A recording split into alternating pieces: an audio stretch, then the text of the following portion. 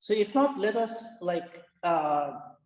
dive into the nitty-gritty of group theory. So let's start with what I'm going to call fundamental concepts, okay?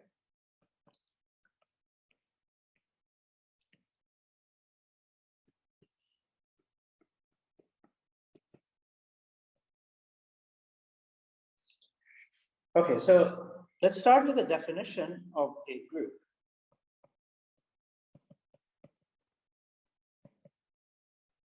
Okay. Let's just say.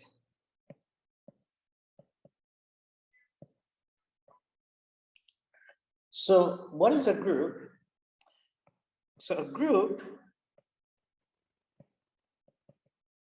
is a set, say G, equipped with a binary operation.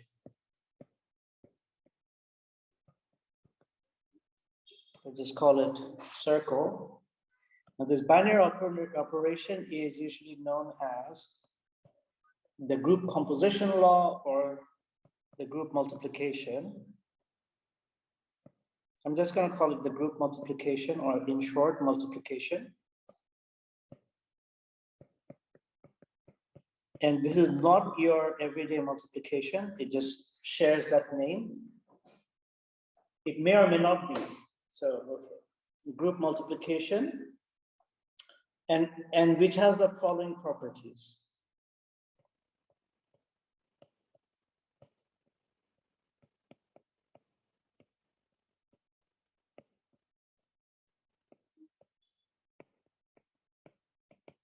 Okay.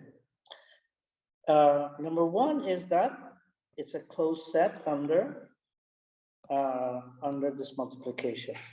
So it's known as closure. So, closure.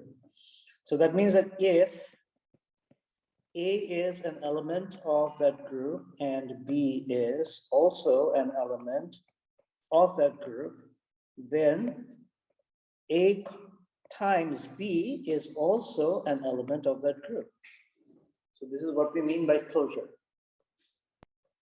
Okay, so note that the set itself is not group. The group is G, the set, along with the multiplication, which has the following properties.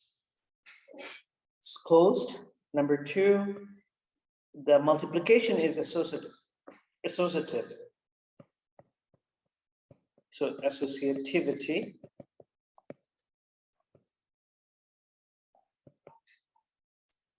So suppose if you have multiplied A and B and then multiplied to C, that's the same as A first multiplying B and C and multiplying A with it.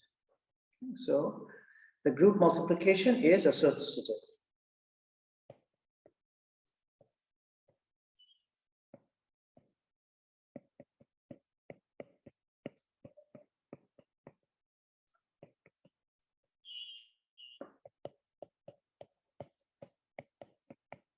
Associativity is a very nice property.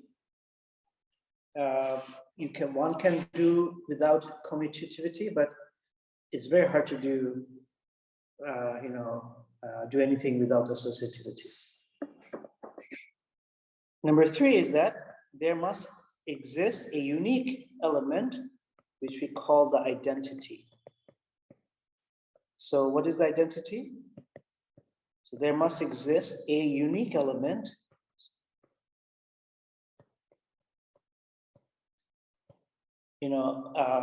let's call it E.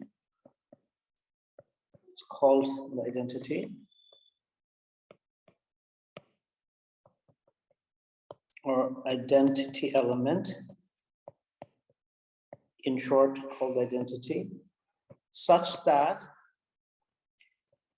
for any group element A times E is going to be A. For any A in G. Okay, so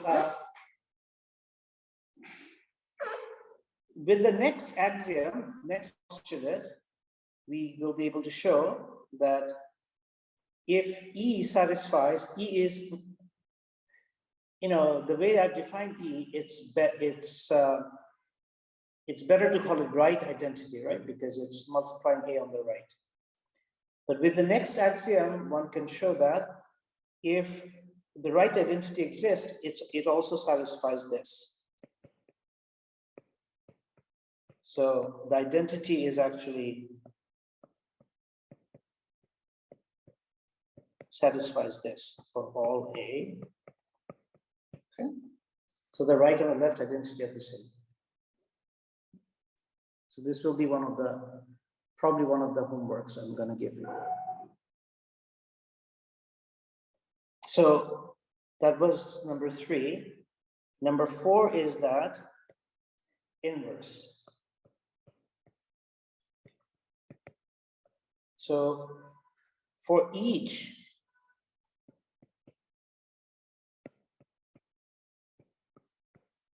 group element,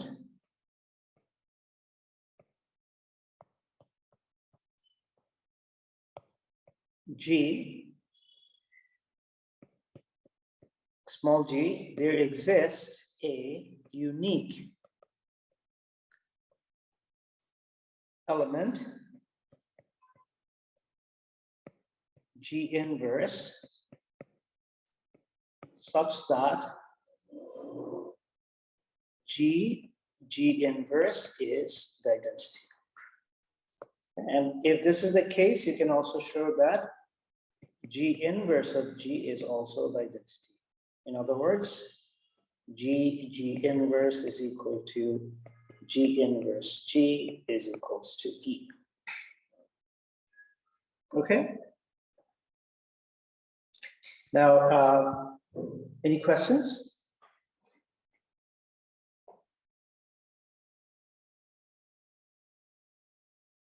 No, sir. Sir, right identity R left identity এই দুইটা যে same হইতে হবে, এটা কি মানে অ্যাসোসিয়েটিভিটির কারণে এটা হইতে হবে? You have to prove this. So this is one of the things I'm going to tell you. Well, they are not necessarily equal.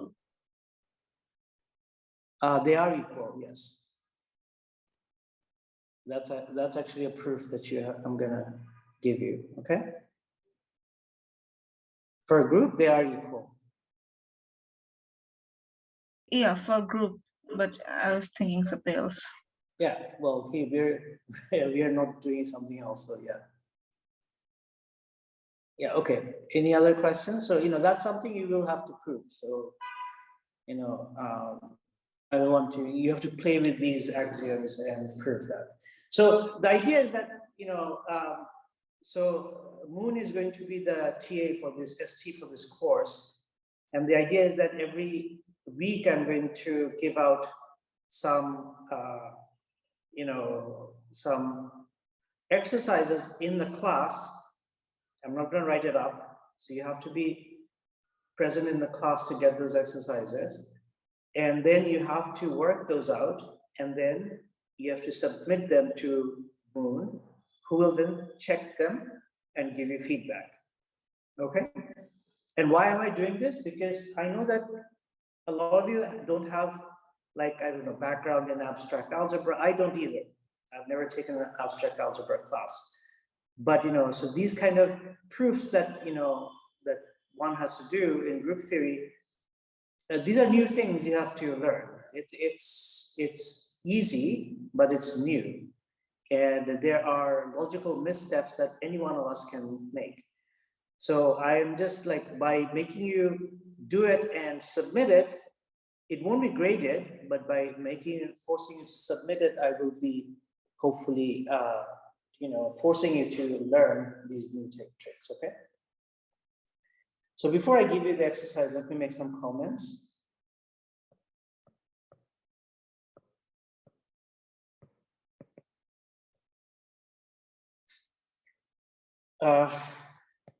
Yeah, the left and right inverses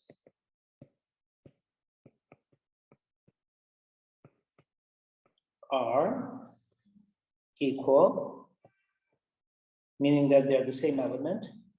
That's the first thing you have to prove.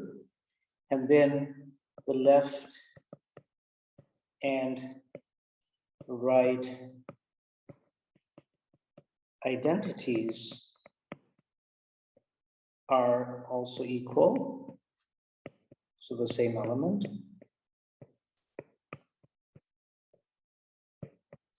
Okay. Number two is that G inverse, doesn't need to be, say, different from G. And we'll see examples where that's the case, where that G inverse is actually equal to G. Okay. Number three is that it's very cumbersome to always write, say, A times B in that way. So instead, we shall use the notation AB, okay? So in the context, it should be clear that there is a group multiplication, okay? Number four is that the associativity, so which is, say, A, B times C is A, B, C.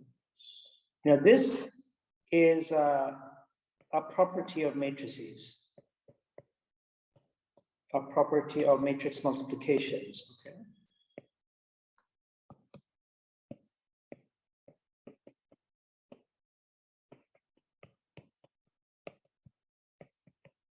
And indeed, groups and matrices are very deeply connected.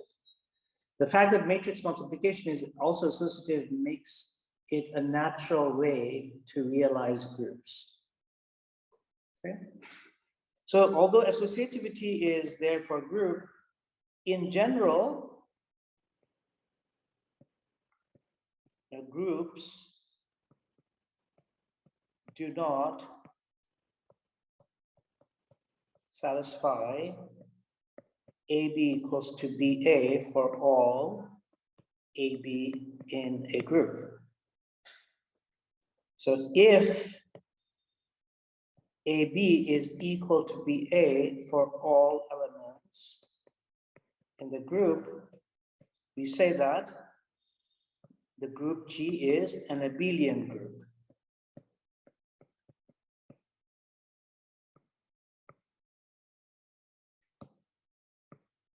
Okay, this is named after Abel, who was a famous Norwegian mathematician.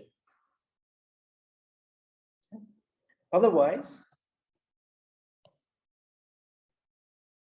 the group is called non-abelian. As you know, that matrix multiplication is non-commutative, so that kind of fits in with the non-abelian nature of groups in general. Okay, so that was number 5. So number 6 is that a group may have finite number of elements, finite or infinite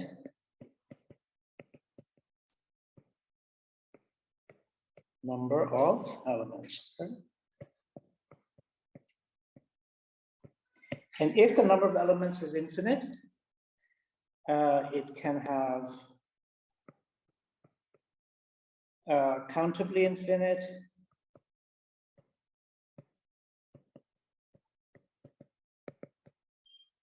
or uncountably infinite, or let's just say continuous. Well, let's say uncountably infinite, number of elements. Okay, so it can be anything. Or does real number make a group? You have to tell me what operation it is. What is a group multiplication? Also, Otherwise- group includes an operation. Yes, that's what I said, right? So So real what- number multiplication. No, it doesn't form a group. Okay. And think why. Okay, Yes, sir. yeah, think of it. That's a very good question. Okay, let's do an example.